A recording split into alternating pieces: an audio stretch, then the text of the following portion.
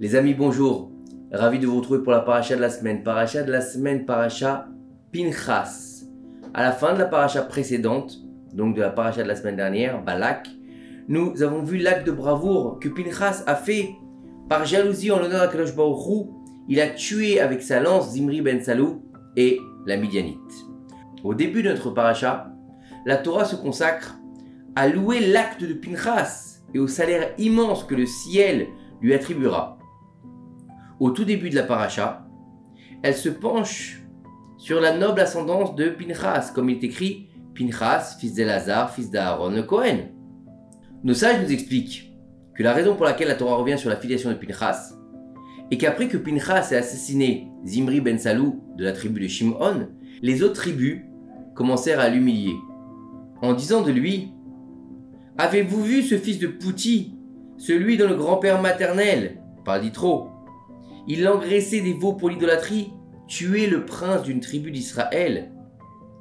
C'est pour cela que le texte retrace ici sa généalogie. Pinchas, fils d'Elazar, fils d'Aaron à Kohen. Une question se pose. Il est pourtant clair que tout le monde savait que Pinchas était le fils d'Elazar le Kohen et le petit-fils d'Aaron Kohen Gadol. Et malgré cela, ils ont quand même dit: avez-vous vu ce fils de Pouti, c'est-à-dire celui qui engraisse ce fils d'idolâtre? Et une question se pose. Il est pourtant clair que tout le monde savait que Pinchas était le fils d'Elazar le Kohen, le petit-fils d'Aaron. Et malgré cela, ils ont quand même dit de lui: avez-vous vu ce fils de Pouti? Alors, dans ce cas-là, pourquoi la Torah revient sur sa généalogie jusqu'à Aaron?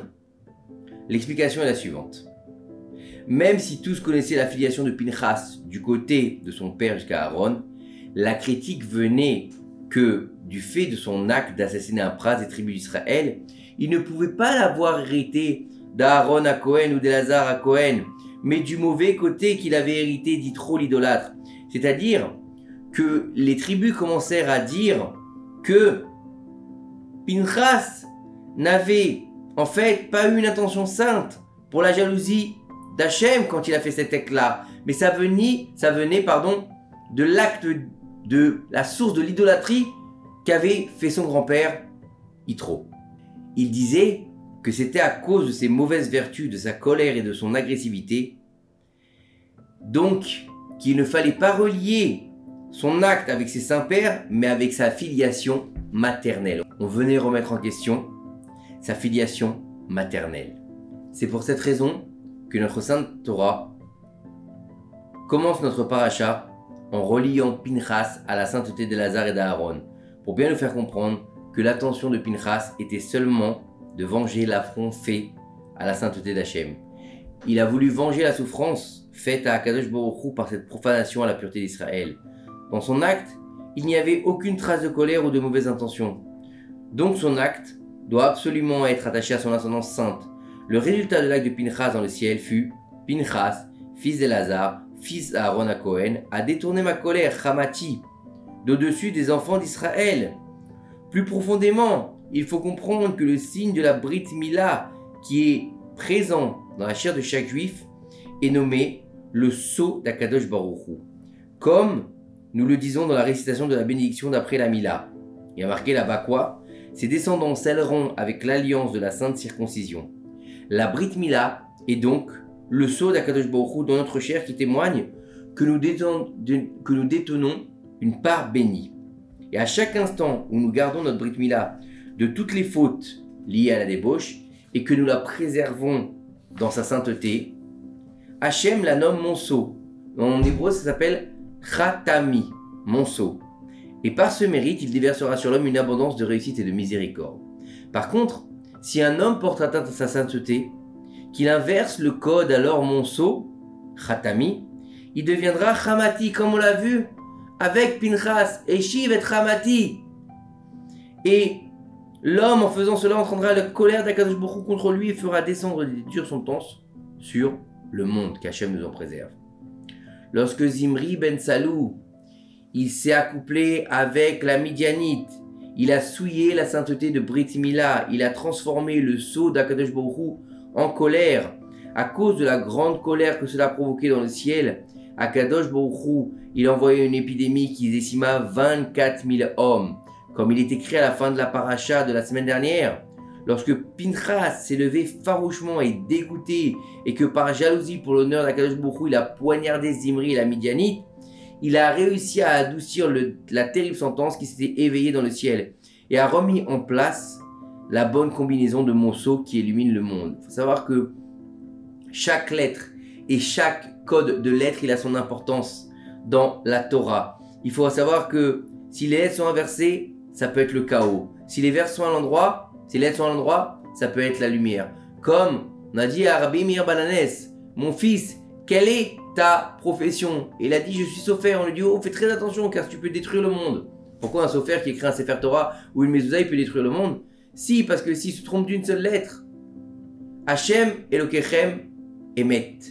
Et s'il oublie par exemple le Aleph, Hachem Elokechem Met. Est-ce qu'au lieu de vérité, il est mort? Donc ça peut ramener le monde au tohu vavohu. Donc il faut faire très attention. C'est en cela que la Torah écrit, Pinchas a détourné ma colère. Il a réussi à remettre l'or dans le seau et par son mérite, l'attribut de rigueur et de colère a disparu du monde pour laisser place à l'attribut de miséricorde, venant illuminer les enfants d'Israël. Même si un homme a déjà fauté avec sa brite en se débauchant, que par la grandeur de ses fautes, de dures sentences ont été décrites dans le ciel. Lorsqu'il va faire une teshuva véritable et sincère, et du plus profond de son cœur, cette teshuva aura la force d'adoucir les mauvais décrets jusqu'à les transformer en bonté et bénédiction. Non seulement Pinchas a fait disparaître la rigueur et la colère sur le peuple d'Israël, mais il les a aussi apaisés vis-à-vis du fauteur Zimri ben Salou. La Torah sous-entend cette idée lorsqu'elle relate l'acte de Zimri à la fin de la paracha de la semaine dernière. Elle ne donne pas son nom. Il est seulement écrit là-bas un homme parmi les enfants d'Israël. Par contre, après que Pinchas l'ait tué, la Torah rappelle son nom complet, comme il est écrit, et le nom de l'Israélite frappé par lui qui avait péri avec la Midianite était Zimri ben Salou. Il faut comprendre qu'au début, lorsque Zimri a fauté avec la mécréante, il était absolument de rappeler son nom. Comme il est écrit dans Michelet, le nom des mécréants pourrira. C'est-à-dire que le souvenir de son nom ne doit même pas exister, puisque c'est un rachat.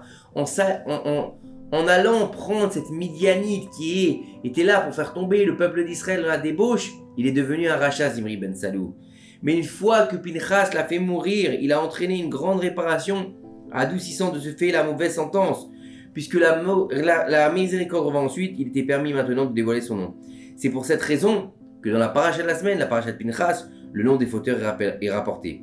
De là, nous apprenons qu'un homme ne doit pas être blessé si un sage, sadique de vérité, le réprimande et lui fait des remontrances. Car c'est une ségoula pour atténuer tous les mauvais décrets du ciel qui planent sur cet homme à cause des nombreuses fautes qu'il a réalisées. De plus, cela permettra à l'homme qui accepte les remontrances de recevoir un flot de bénédictions et de miséricorde. Il faut comprendre que l'acte de bravoure de Pinchas, qui était un acte extrêmement dangereux, il aurait pu se faire tuer. Il a fait Messirut Nefesh pour pouvoir descendre la rigueur qu'il y avait eu à ce moment-là. Il a fait ça pour laver l'honneur d'Akadosh Baruch Hu, vu ce qui s'était passé dans la débauche et dans ce voyeurisme, cette mise en scène absurde et sale avec Zimri ben Salou et Cosbi Batsour. Par cet acte de bravoure, Pinchas méritera de recevoir la prêtrise, comme il est écrit. Lui et sa descendance après lui posséderont comme gage d'alliance la prêtrise à perpétuité. Même si la prêtrise avait déjà été donnée à Aaron et ses enfants, même si Pinchas était le descendant d'Aaron, cette alliance ne le concernait pas parce que c'était Aaron, les enfants et les enfants à naître. Étant donné qu'il était déjà né, Pinchas, ça ne le concerne pas, donc il n'aurait pas dû être Kohen Gadol. Et en fait, en faisant ce qu'il a fait, à l'instant où il a fait cet acte intrépide, nos sages nous disent que Pinchas, il est devenu le Kohen quand il a tué Zimri. Et il faut comprendre que par cet acte, Akadosh Baruch Hu, il a transformé l'état de Pinchas. Il est devenu d'un simple Israélite à l'état de Kohen. Des fois, on a l'impression que on veut des choses et il faut qu'elles soient tout de suite, maintenant, et pas plus tard. Et on se dit, si on les a pas, on va louper tout. Et Dieu te dit, c'est pas le moment. Beito Bezmano. Pinchas, quand il a appris ça, il aurait pu se lever et dire, ouais, pourquoi moi je suis pas Kohen? Mon père il est Kohen, mon grand-père il est Kohen et moi je suis pas Kohen. C'est injuste, laissez-moi être Kohen. Il aurait pu faire une révolte comme Korach, et en payer les conséquences. Et Pinchas, il s'est tu. Il a attendu, il n'a rien dit. Korach s'est levé, il a été englouti par la terre. Pinchas, il s'est tu, il a accepté le décret divin, il est devenu Cohen à son tour. De cet acte, nous devons comprendre un enseignement important. En règle générale, Akadosh Baruch Hu donne un salaire à l'homme en fonction de son acte mesure pour mesure. Alors, quel lien existe-t-il entre l'exécution de Zimri pour venger l'honneur d'Hachem et le salaire de Pinchas de recevoir l'alliance de prêtrise à tout jamais? Bah oui, il a tué quelqu'un, il reçoit l'alliance d'être le prêtre. C'est un peu bizarre. Pinchas avait de nombreuses raisons de ne pas réaliser son acte. C'était dangereux. La tribu aurait pu l'assassiner. Zimri aurait pu se défendre et le tuer. Malgré tout cela, il n'a pensé à rien d'autre. Seulement de faire ce qui était bien pour laver l'honneur d'Akadosh Baruch Hu aux yeux du peuple d'Israël. Donc Hachem l'a gratifié mesure pour mesure. Il a tout mis de côté pour honorer Hachem. Alors Hachem l'honora à son tour en lui donnant la couronne de la prêtrise, même s'il ne devait pas la recevoir. Pour cet acte excessif, il a reçu un salaire démesuré. Des fois, on doit réagir au-delà de nos capacités. On ne parle pas dans les nerfs, on ne parle pas dans l'excès, on ne parle pas de choses stupides. On ne parle pas de mettre en danger des gens pour rien. On ne parle pas de décider nous-mêmes parce qu'on a l'impression que c'est ce qu'il faut faire. On a l'impression que c'est ce qui est bien pour nous. Non. Lorsqu'il y a Da'at Torah, lorsqu'il y a un acte comme celui que Pinchas il a fait en tuant Zimri ben Salou pour annuler la destruction du peuple en calmant la colère d'Akadosh Baruch Hu, on est au-delà de notre limite. Akadosh Baruch Hu casse toutes les limites. Même s'il avait décrété qu'il ne serait pas Cohen, il sera Cohen. Il n'y a que Akadosh Baruch Hu qui peut changer l'état d'un homme. Parce que nous, on ne peut pas. On est Cohen, on est né Cohen, on restera Cohen. On est né Lévi, on restera Lévi. On est né Israël, on restera Israël. On ne parle pas d'un homme Cohen qui a épousé une halala, etc. Non, on ne parle pas de ça. Mais normalement, quand tu es Cohen, tu restes Cohen. Quand tu es Lévi, tu restes Lévi. Et quand tu es Israël, tu restes Israël. Le roi d'Israël, c'est de la tribu de Yehuda. Et c'est inhérent. Et c'est comme ça. Et même le roi ne peut pas devenir Cohen. Alors il faut comprendre que, mais des fois, un acte peut réussir à transcender notre être et nous faire devenir autre chose vis-à-vis d'Akadosh Baruch Hu.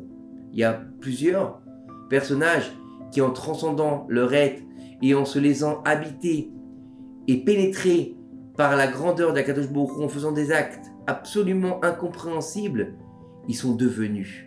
C'est d'être en devenir, comme Pinchas, comme Avraham Avinu, comme Yitzhak Avinu, comme Yosef Hatzadik, qui ont dépassé les limites de l'entendement humain. Comment est-ce que Pinchas, il a pu dépasser son niveau pour aller autour de 24 000 hommes et tuer Zimri ben Salou pour laver l'honneur d'Akadosh Baruch Hu. Avraham Avinu, qui a accepté d'être jeté dans une fournaise ardente pour le nom d'Akadosh Baruch Hu. Yitzhak, il a accepté de donner son coup pour être un sacrifice pour Hachem. Yosef Hatzadik, malgré son jeune âge, 17 ans, qu'il était dans la force de l'âge, il a réussi à s'extirper de la tentation de la débauche avec la femme de Potiphar. C'était au-delà des limites humaines. Et c'est pour ça que Kadosh Baruch Hu, il les a récompensés mesure pour mesure.